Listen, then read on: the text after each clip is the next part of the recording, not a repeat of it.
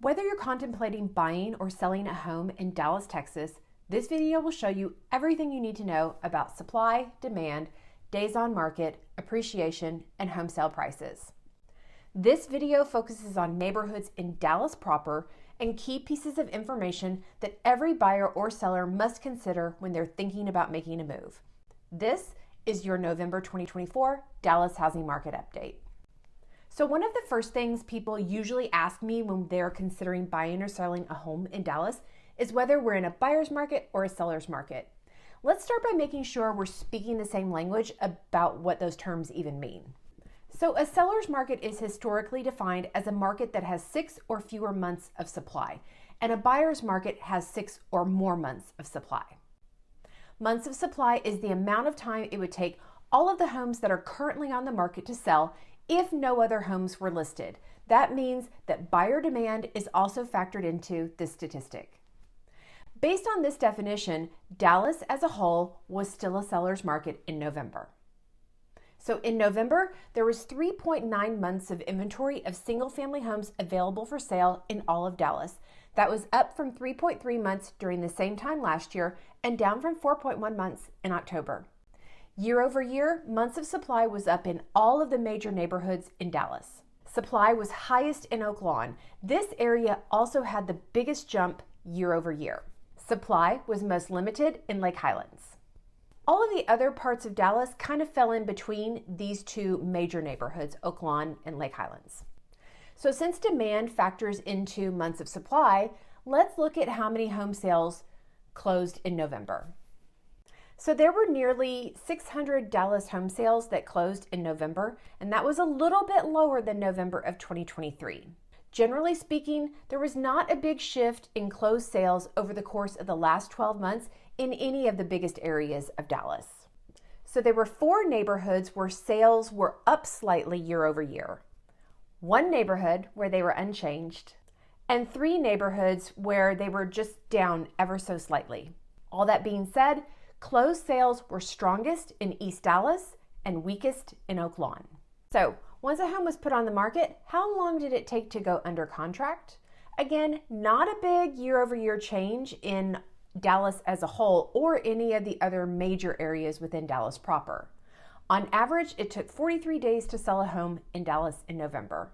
Really, days on market has held between 30 and 45 or about 4 to 6 weeks in all of the major areas of Dallas, and that's kind of been the norm for the past 24 months or 2 years. So much like days on market, there was not a big shift in the original list to sell price ratio in Dallas either. Generally speaking, buyers paid anywhere between 93 and 95% of the seller's original asking price on average in November. So no real shift. So let's move on to the stats you really want to know about, which is average sale price and year-over-year appreciation. In November, the average sale price for a single-family home in Dallas was $682,778, which was up 5.2% year over year. Prices were up in 5 of the 7 major areas of Dallas. Northwest Dallas and Lake Highlands had the greatest year-over-year appreciation. East Dallas followed closely behind Lake Highlands with 9.1% appreciation. At 3%, Far North Dallas had the least amount of appreciation. Oak Cliff remained the most affordable of all of these Dallas neighborhoods. The average sale price was off almost 5% in North Dallas, but it was still the most expensive neighborhood in Dallas outside of the Park Cities and Preston Hollow. And the average sale price in Oak Lawn was down almost 7.5% year over year. I think that's a reflection of there being over 8 months of inventory in that neighborhood and it being a stronger buyer's market. So what does all this mean for home buyers and sellers in Dallas? It means that there isn't really anything new to report other than a housing market that it continued to appreciate at a rate that is still somewhat higher than what is historically normal. Prices continue to rise, but at a slower pace than the COVID boom years when the government was basically giving money away to keep the economy going.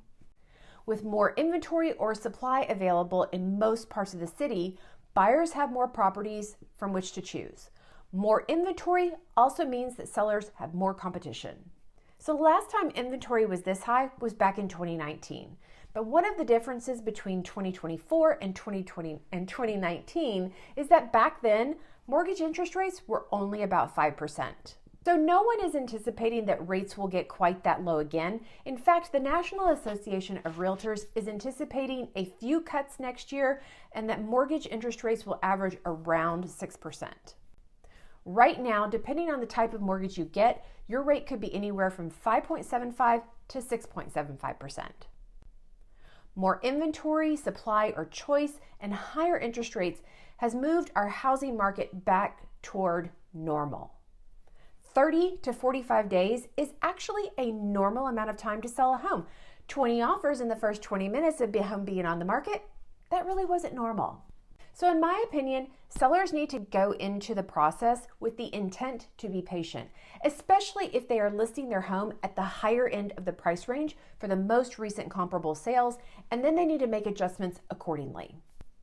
In markets where there is less buyer activity and more competition, it's crucial that listing agents are on top of what's going on with the competition and following up with prospective buyers so that sellers have the information that they need to make a decision or adjustments as needed. Buyers, when you find the one that you love that's listed in your desired price range and in the neighborhood where you want to live, please make an offer. So far, we are just not seeing a major correction to sale prices, and I don't anticipate that we will see one because we haven't in a lot of different economic situations over the course of the last 20 years. To be honest, our housing market is just very resilient, and that is mostly attributed to the strength and diversity of our local economy. Thanks again for watching. If you found value in this information, please give this video a thumbs up and subscribe for future updates. Happy holidays! I will see you in my next video.